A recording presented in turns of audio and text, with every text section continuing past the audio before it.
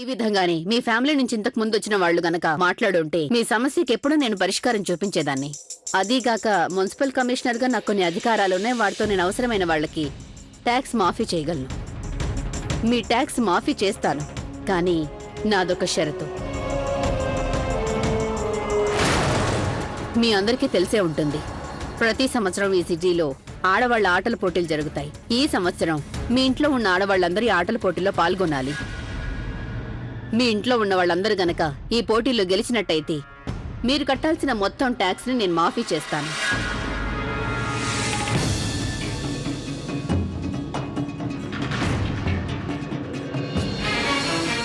కుదరదు. మేము ఈ ఆటల పోటీల్లో పార్టిసిపేట్ చేయలేం. అయినా కూడా అలాంటి రూల్స్ ఏం లేవు. అలా రూల్స్ అనేవి ఎక్కడా లేవు. ఆ మాట కూడా నిజమే. కానీ మీరు ఇంకొక నిజాన్ని మర్చిపోయి మాట్లాడుతున్నారు. మీ కుటుంబం ట్యాక్స్ రూల్స్ ని అతిక్రమించారు అని. మీరు ఒక పని చేయండి, ట్యాక్స్ అయినా కట్టేయండి, లేదా ఆటల పోటీలో గెలవండి. నిర్ణయం ఏదైనా సరే, అది పూర్తిగా మీ ఇష్టం. అర్థమైంది. ఇప్పుడు నాకు పూర్తిగా అర్థమైంది. ఈ ఆటల పోటీలో ఆడండి అంటూ మీరు మాతో ఆడుకుంటున్నారు, మా కుటుంబంతో ఆడుకుంటున్నారు. అది కూడా కేవలం ఈగోని సాటిస్ఫై చేసుకోవడం కోసం. అలాగే కానివ్వండి, మీ ఈగోని సాటిస్ఫై చేయడం కోసం మేమందరం ఈ ఆటల పోటీలో పాల్గొంటాం. తప్పకుండా పాల్గొంటాం.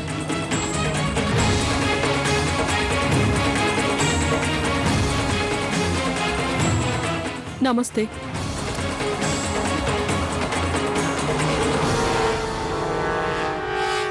ఇకనైనా బయటికి రా. ఎంతసేపు అని అక్కడ దాక్కుని ఉంటావు?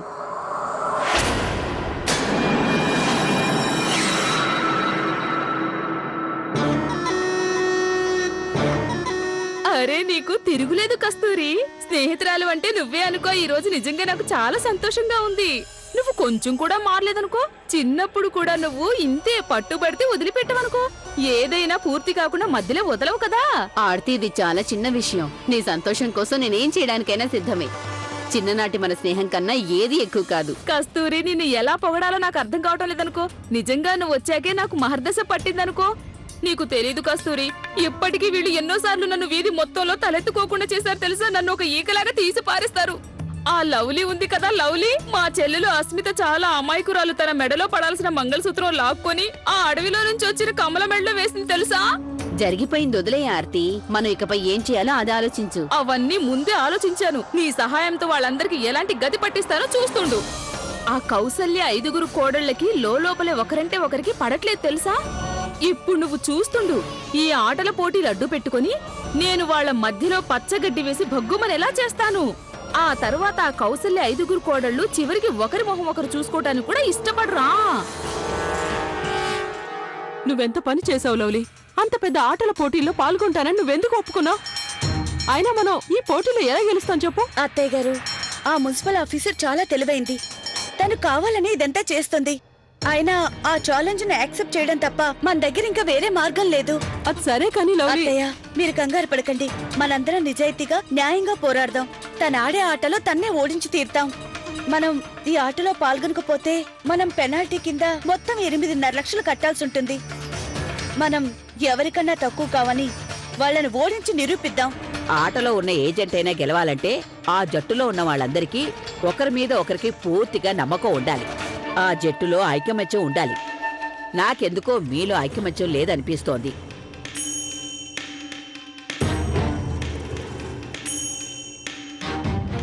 బామ్మగారు, మీరన్నది నిజమే. మాకు చిన్న చిన్న విషయాల్లో చిన్న చిన్న గొడవలున్నాయి, నేను ఒప్పుకుంటాను. కానీ ఈ రోజు వరకు మన కుటుంబానికి ఎలాంటి కష్టం వచ్చినా సరే మేమందరం ఒక్కటే దాన్ని ఎదుర్కొన్నాం. ఈసారి కూడా మేము అలాగే చేస్తాం. మీరు చూస్తూ ఉండండి. మన కుటుంబానికి మేలు జరగడం కోసం మేమందరం ఒక్కటే ఈ పోటీలో గెలిచి తీరుతాం. అవునత్తయ్య. అవునత్తయ్య. అత్తయ్య, ప్లీజ్ నా మాట విని ఒప్పుకోండి. మన ట్యాక్స్ మాఫీ అవ్వాలంటే మనం ఈ ఆటల పోటీలో పార్టిసిపేట్ చేయాలి, గెలిచి తీరాలి. ఏంటి? అవును. తను అలాంటి షరతు పెట్టడం చాలా విచిత్రంగా ఉంది. వాళ్ళు పెట్టే అడ్వాన్స్ షరతులు ఒప్పుకోవాల్సిన అవసరం లేదు. మేమందరం కలిసి మొత్తం 8.5 లక్షలు ఏర్పాటు చేస్తాం. నిజానికి ట్యాక్స్ పే చేయడం మా బాధ్యత. దానికోసం ఇంట్లో ఉన్న ఆడవాళ్ళందరూ కష్టపడాల్సిన అవసరం లేదు. నిజమే. అయినా ఈ పోటీలో ఏ ఆటలుంటాయి? అవును లవ్లీ, ఇంతకీ మనం ఏ ఆటలాడాలి? గెలవాలంటే మనం ప్రాక్టీస్ చేయాలి కదా. అక్కయ్య, వాటి గురించి నాకేం తెలీదు. ఆ?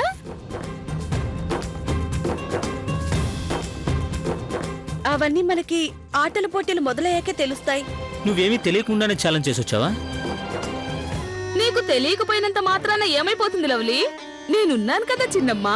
ఈ ఆటల పోటీలో ఏం జరుగుతుందో నేను వివరంగా చెప్తాను. నాకంతా తెలుసు. అలాగా? అక్కడ పోటీలో ఏం జరుగుతుంది? అరే, అది చెప్పడానికి కదా చిన్నమ్మ నేను ఇక్కడికి వచ్చింది. జాగ్రత్తగా వినండి. ఈ ఆటల పోటీలో మొత్తం ఊళ్ళో ఉన్న ఆడవాళ్ళందరూ రాబోతున్నారు తెలుసా? ఒక్కొక్క కుటుంబంలో ఉన్న ఆడవాళ్ళందరూ ఒక జట్టుగా ఏర్పడతారు. ఎన్ని కుటుంబాలు వస్తే అన్ని జట్లు ఏర్పడతాయి. అన్ని జట్లు ఇంకొక జట్టుతో పోటీ పడతాయి. ఆ తర్వాత గెలిచిన జట్టు ఇంకో జట్టుతో పోటీ పడుతుంది. అలాగైతే దానర్థం మా ఇంటి 5 కోడళ్ళు ఒకే జట్టులో ఉంటారన్నమాట. అదే కదా బామ్మగారు నేను చెప్పేది. పోటీలో గెలవాలంటే మీ కోడళ్ళందరూ వాళ్ళ మధ్య ఉన్న గొడవలు మర్చిపోయి ఒకరితో ఒకరు కలిసిపోయి ఆడాల్సి వస్తుందన్నమాట. అలాగా? ఆ పోటీలు అలా జరుగుతాయా? నిజంగానే మాకు ఇదంతా తెలియనే తెలీదు. అందుకనే కదా నోరు చించుకుని ఇంతసేపు చెప్పింది. ఇక మీ కోడళ్ళందరూ ఆటల పోటీకి సిద్ధం కండి. పోటీలో ఎలాగైనా గెలవాలి కదా. చిన్నమ్మ గారు, ఇక మీ ఇంటి మానం, మర్యాద, గౌరవ, ప్రతిష్టలన్నీ మీ కోడళ్ళ చేతుల్లోనే ఉన్నాయి తెలిసిందా? అందరూ కలిసిపోయి ఒకే జట్టుగా ఆడండి, లేదంటే ఓడిపోతారు. ఇది మంచి అవకాశమే. ఈ పోటీలో గెలవడం కోసమైనా మా కోడళ్ళు మళ్ళీ కలిసిపోతారు.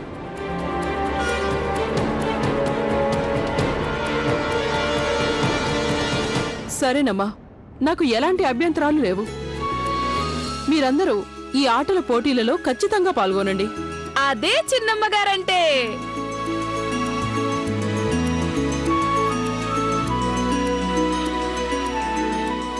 థ్యాంక్స్ అత్తయ్య. మేము 5 కోడళ్ళం కలిసి రేపటి నుంచి ఆటల పోటీలకి ప్రాక్టీస్ స్టార్ట్ చేస్తాం. ప్రియా చూడు, ఇంతేనా? అది కాదక్కయ్య, దాని కదా. అమ్మా గౌరీ, ఏంటమ్మా ఇది? అమ్మా ప్రియా, నువ్వైనా తనకి చెప్పొచ్చు కదా. ఈ బాల్ తో ఆడాలి, కానివ్వండి.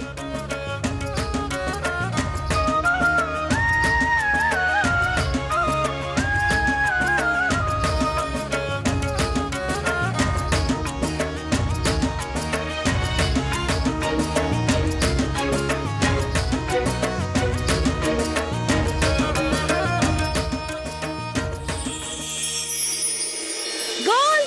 గోల్!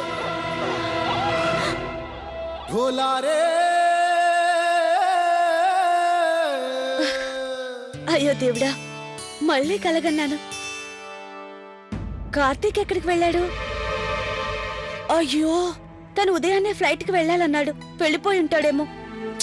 భగవంతుడా, ఈ ఆటల పోటీలో పడి నేను అన్నీ మర్చిపోతున్నా. ఏమనుకొని ఉంటాడేమో. ముందు ప్రాక్టీస్ కి రెడీ అవుతాను.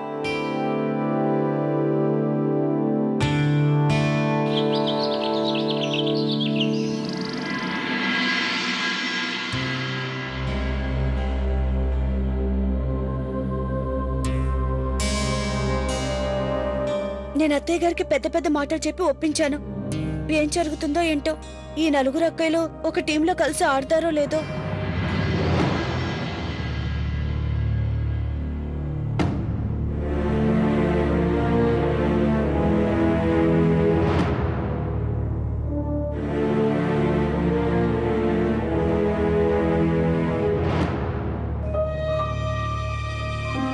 అక్కయ్య, మీరు చీరలు కట్టుకొచ్చారేంటి? ఈ డ్రెస్ లో ఎలా ప్రాక్టీస్ చేస్తారు? చూడు లవ్లీ, మేం చెప్పేది నువ్వు జాగ్రత్తగా విను. మేము ఈ ఆటలో పాల్గొంటాం. కానీ కానీ ఏంటి? మీరు గనక ఒకవేళ మీ నిర్ణయాన్ని మార్చుకున్నారా?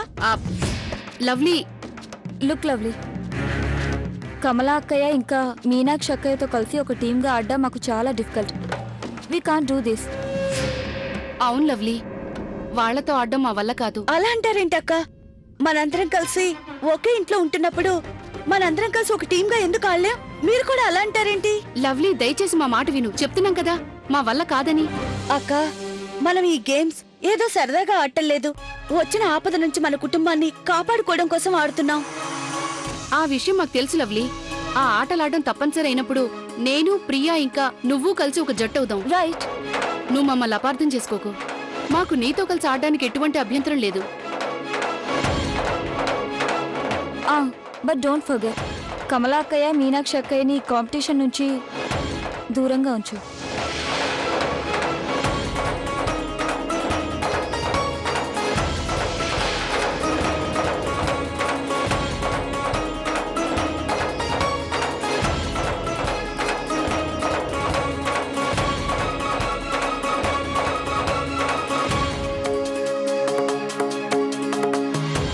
లేదు లవ్లీ, మా బాధ నీకు అసలు అర్థం కావడం లేదు. మేం చెప్పేది నువ్వు తప్పుగా అర్థం చేసుకోకు. నువ్వేం చెప్పినా ఇది జరిగే పని కాదు లవ్లీ. అక్క ప్లీజ్, చిన్నపిల్లలా చేయకండి. ఈ టైంలో ఆలోచించాల్సింది మన గురించి కాదు. ఇప్పుడు మనం ఆలోచించాల్సింది మనం కట్టాల్సిన 8.5 ఫ్లాగ్ గురించి. నువ్వు చెప్పేది మాకు అర్థమవుతుంది లవ్లీ. ఓయ్, నువ్వు ఒప్పుకుంటే మనం ముగ్గురం కలిసి ఒక టీమ్ గా ఏర్పడదాం. ఏ ఆట అంటే ఆ ఆట ఆడడానికి మేము రెడీ. చూడు లవ్లీ, మనం ముగ్గురం కలిసి ఆడావంటే ఏ ఆటైనా గెలుస్తాం.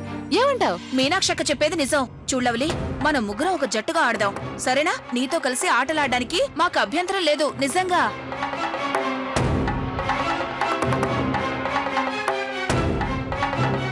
సరే అక్క, నేను కొంచెం ఆలోచించుకొని చెప్తాను.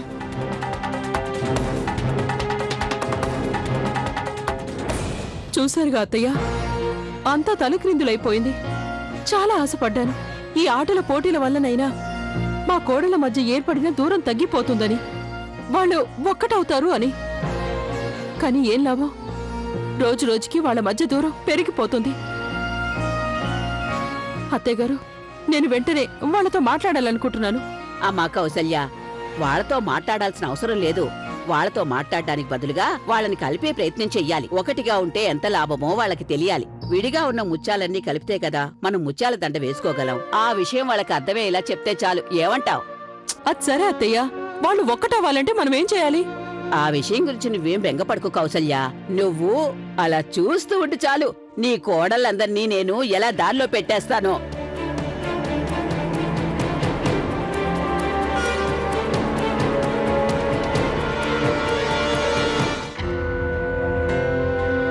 నేను కిట్టు బావు గారు, ఉమేష్ బావు గారితో మాట్లాడాలి. వాళ్ళిద్దరైతేనే మీనాక్షి గౌరక్కలకి నచ్చ చెప్పగలరు. వెంటనే మాట్లాడాలి. కిట్టు కిట్టు, అంతలా అరవక్కర్లేదు, నాకు బానే వినపడుతుంది, చెప్పండి. సబ్బు పెట్టెలు షాపులో ఎన్నున్నాయి? 5 పెట్టెలు. బాగా చెక్ చేసావా? నేను చెప్పిన మాట మీద మీకు నమ్మకం లేకపోతే మీరే వెళ్ళి స్వయంగా చెక్ చేసుకున్నా. అలా మాట్లాడుతున్నావేంటి కిట్టు? ఇంతకు ముందు పొరపాటున తప్పు చెప్పావు కదా, అందుకే ఇంకొకసారి మళ్ళీ చెక్ చేయమన్నాను. ఇందులో నువ్వు ఫీల్ అవ్వాల్సిన విషయం ఏముంది? ఫీల్ అవ్వాల్సిన అవసరం ఉందన్నయ్య గారు. నిజంగానే ఈ కిట్టు వల్ల నీకు ఎప్పుడు ఏదో ఒక నష్టం జరుగుతూనే ఉంటుంది. ఇకపై నా వల్ల ఎలాంటి నష్టం జరగనివ్వను. సర్లే, పర్వాలేదు. పర్వాలేదా? అంటే నా బాధ మీకు పట్టదన్నమాట. మీరే చెప్పండి, గౌరీ వదిన గారు మీనాక్షి దగ్గరికి వెళ్ళి నన్ను అన్నేసి మాటలు అనాల్సిన అవసరం ఏమొచ్చిందని? నా వల్ల ఎప్పుడు మీ వ్యాపారానికి నష్టమే వస్తుందట.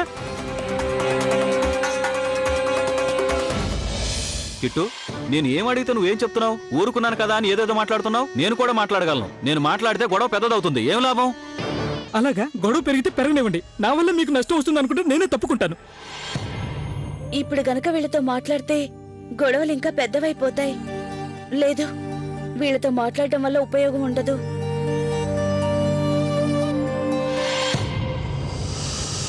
బ్రహ్మాండం! ఓహోహో! అరే ఆర్తి, నువ్వు పెట్టిన చిన్న నిప్పు రోజు రోజుకి పెరిగి అగ్నిగుండం అయిపోయిందనుకో. అరే ఆర్తి, నువ్వు ఏం చేసినా సరే దాన్ని తిరుగుండదు.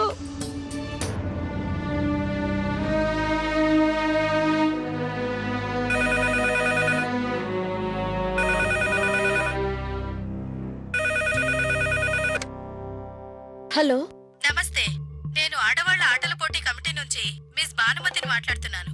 చెప్పండి. రేపు మధ్యాహ్నం మేము మీ ఇంటికి వస్తున్నాము. రేపు మేము పోటీల కోసం మీకు కొన్ని టెస్టులు చేస్తాము.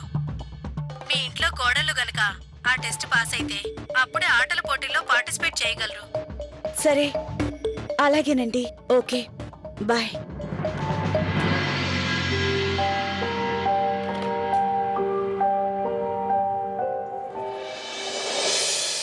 చూడండి, మీరందరూ ఫస్ట్ రౌండ్ కి రెడీగా ఉన్నారా? రెడీగా ఉన్నాం. మేం రెడీగా ఉన్నాం. సరే అయితే మొదటి ప్రశ్న మిమ్మల్ని అడుగుతాను. మీరు వెనక్కి తిరగకుండా మీ వెనక ఉన్న గోడ రంగు ఏంటో చెప్పగలరా? ఆగండి ఆగండి, మేము ముందే చెప్పాం కదా మీరు తిరిగి చూడకుండా సమాధానం చెప్పాలని.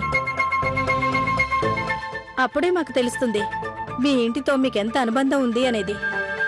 అంటే అది వెనక ఉన్న గోడ రంగు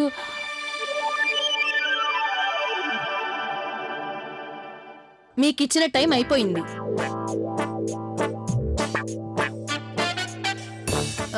మీరైనా చెప్పగలరా? ఏంటి నేనా? అది వెనక ఉన్న గోడ రంగు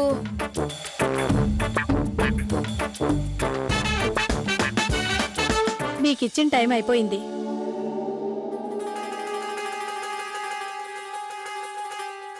మీరైనా చెప్పగలరా? ఇందులో మేము చెప్పడానికి ఏముందండి? ఏ రంగు అయితే ముందు వైపున్న గోడకుందో అదే రంగు వెనక వైపున్న గోడకుంటుంది.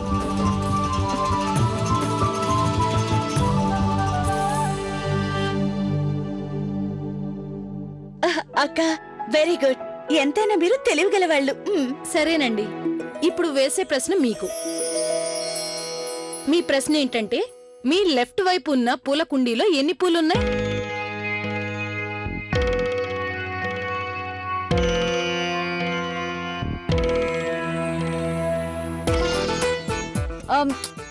ఐ నో నాకు తెలుసు.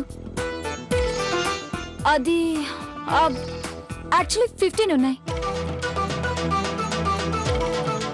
Are you sure? Yeah I'm sure.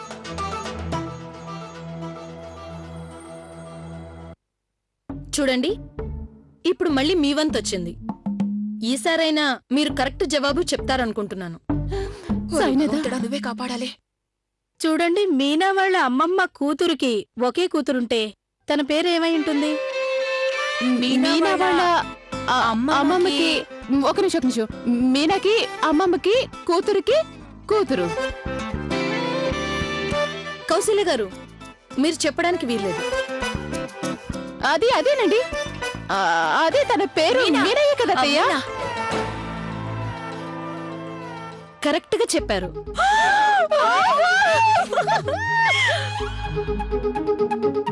ఇక చివరి ప్రశ్న మీరు చెప్పాలి. అడగండి. మీరొక్క విషయం చెప్పండి. మీరిప్పుడు నిల్చున్న దగ్గర నుంచి మీ ఇంట్లో కిచెన్ ఎన్ని అడుగుల దూరంలో ఉందో చెప్పండి.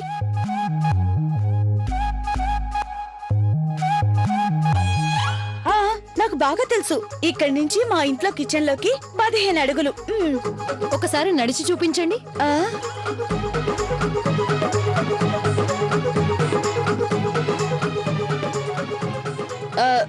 దాందే ఉంది, చూడండి.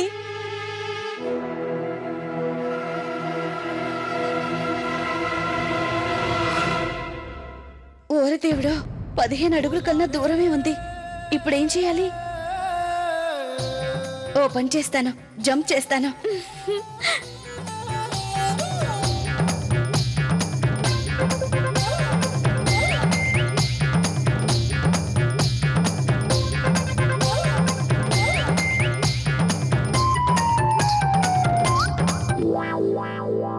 థ్యాంక్ గాడ్, 15 అడుగుల్లో వచ్చేసాను.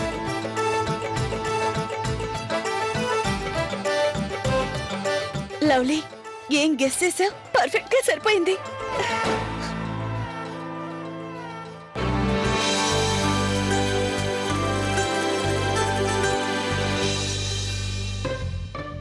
మీరందరూ ఆశ్చర్యంగా చూస్తున్నారేంటి? నేను ఎప్పుడు ఇలాగే ఆడుతూ పాడుతూ కిచెన్ లోకి వెళ్తాను. రోజు ఇంతే. కావాలంటే అడగండి. తను అందరికన్నా చిన్నది కదా, అందుకే కొంచెం అల్లరి ఎక్కువ. అంతే కదా అత్తయ్య? చాలా అల్లరి. చాలా బాగుంది. మాకు కూడా ఇలా ఆడుతూ పాడుతూ అల్లరి చేసే ఆడపిల్లలే పోటీలో కావాలి. అప్పుడే కదా సరదాగుంటుంది. కానీ మీరు నెక్స్ట్ రౌండ్ కి సెలెక్ట్ అయ్యారా లేదా అనేది మీకు రేపు తెలుస్తుంది